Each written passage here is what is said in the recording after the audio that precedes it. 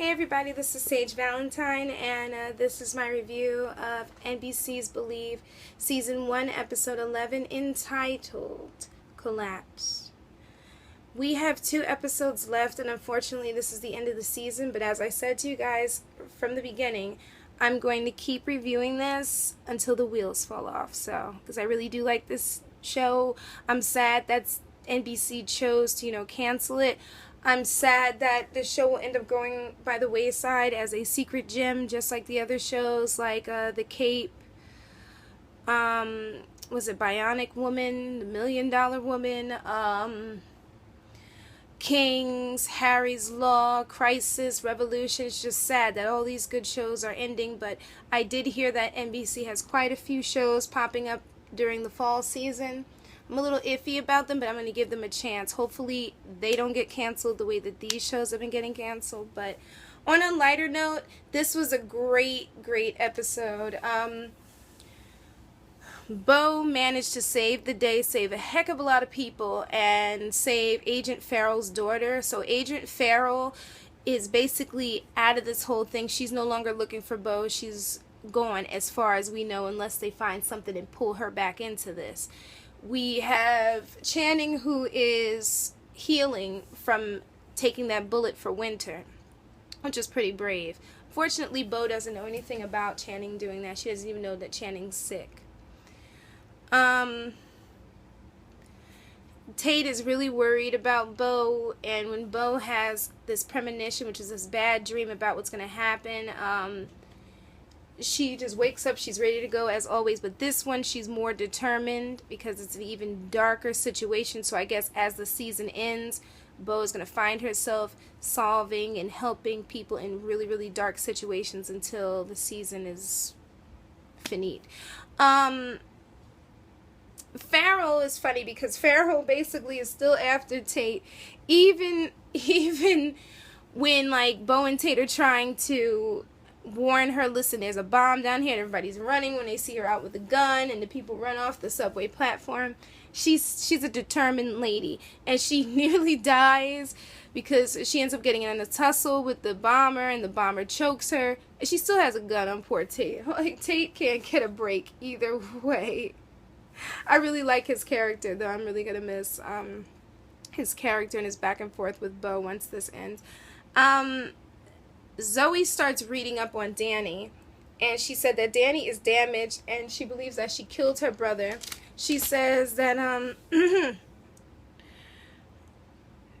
she's afraid that Dani's going to destroy Orchestra, and Skouras makes his comments talking about she's the reason why Orchestra exists. So here we notice that Skouras is becoming a megalomaniac and he's not listening, but Dani is an albatross to Orchestra, as Zoe said, and from the get-go, as soon as she popped up on screen, I'm just like, there's something off about Dani, and then that was further proven to me, and I guess to everybody else, when we see Dani sitting in that room watching the videos of Bo as a child. Like, is she gonna try to destroy Bo? Is she jealous of Bo? She reminds me of like that movie The Bad Seed, or that movie with Rhoda. I think my mom was talking about that movie Rhoda, where the house is on fire and she's playing the piano in the basement. That most certainly to me is Dani in a nutshell.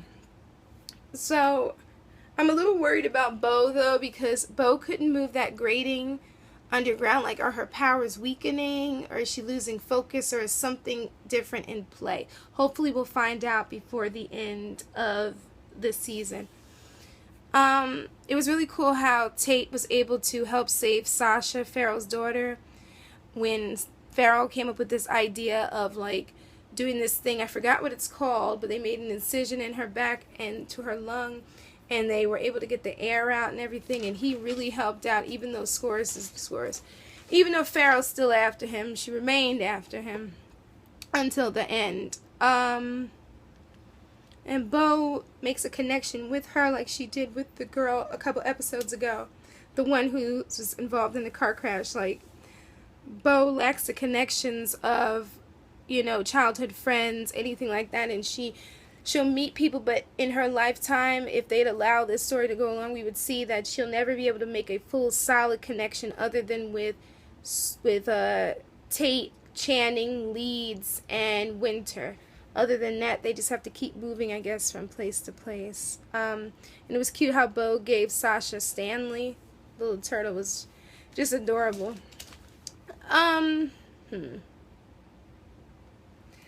Dani is like freaking out because she feels that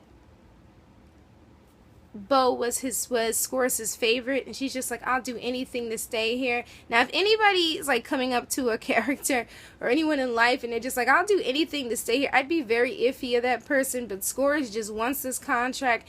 He wants the glory. He's not seeing it. So this further proves my point that Dani's going to be the end of everything, basically.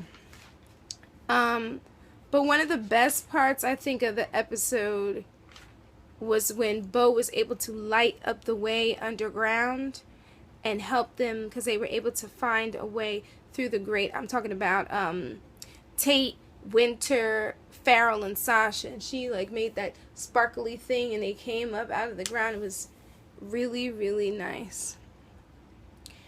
But what ends up happening in the end, which is pretty sad, a lot of pretties, it was very sad, is that Zoe ends up being found out or discovered as the mole for Orchestra. And what ends up happening is that Zoe's like trying to plead her case. She's like, Skouras, ever since Bo left, you've become cruel. When Milton took her, and he basically says, you know, we must succeed and this is our future. And Zoe's like, well, if this is the future, I don't want to live in this. And Skouras basically tells her, listen, you won't live in this because you're not even going to remember this. And allows Dani to wipe Zoe's mind. So I guess they're going to take Zoe, either drop her off on the street, drop her somewhere, and she's not going to remember a single thing, which is so sad.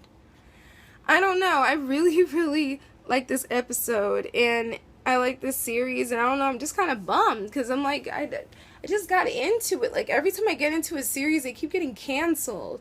And every year my mom's like, maybe it's you. I'm like, no, it's definitely not me. It's just, I don't know. I don't usually go for the shows that are too popular.